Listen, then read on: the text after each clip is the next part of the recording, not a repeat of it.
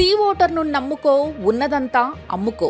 See voter అనే సంస్థ చేసిన సర్వేలో తెలుగుదేశానికి 17 లోక్సభ స్థానాలు వస్తాయని చెప్పిన రోజు నుంచి టీడీపీ వెనుక ముందు ఆలోచించకుండా ఎగిరెగిరి పడుతున్నారు. కానీ వాస్తవానికి ఆ సంస్థ విశ్వసనీయత ఏ పార్టీది అనేది వాళ్లు గుర్తించడం లేదు. తెలుగుదేశం గెలిచేసిందని, ఇక మనకు తిరుగు లేదని సంబరపడుతున్న టీడీపీ శ్రేణులకు ఒక విషయం మాత్రం అర్థం కావడం లేదు. ఒక సంస్థ, ఒక వ్యక్తి లేదా ఒక సంస్థ ఏదైనా ఒక మాట చెబితే దాన్ని నమ్మాలా, ఎంతవరకు నమ్మాలన్నది ఆ సంస్థకున్న విశ్వసనీయతను బట్టి ఉంటుంది.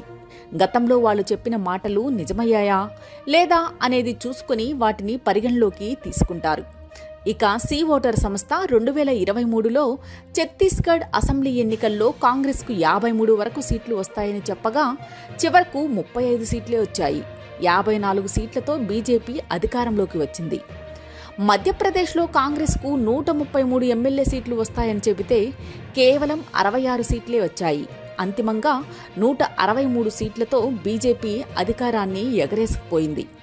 ఇక ఈ సంస్థ 2019 ఆంధ్రప్రదేశ్ ఎన్నికల్లో తెలుగుదేశం పార్టీకి 100 వరకు అసెంబ్లీ సీట్లు వస్తాయని, 14 ఎంపీ సీట్లు వస్తాయని చెబితే చివరకు 3 ఎంపీలు, 23 ఎమ్మెల్యే సీట్లతో చతికిలపడింది.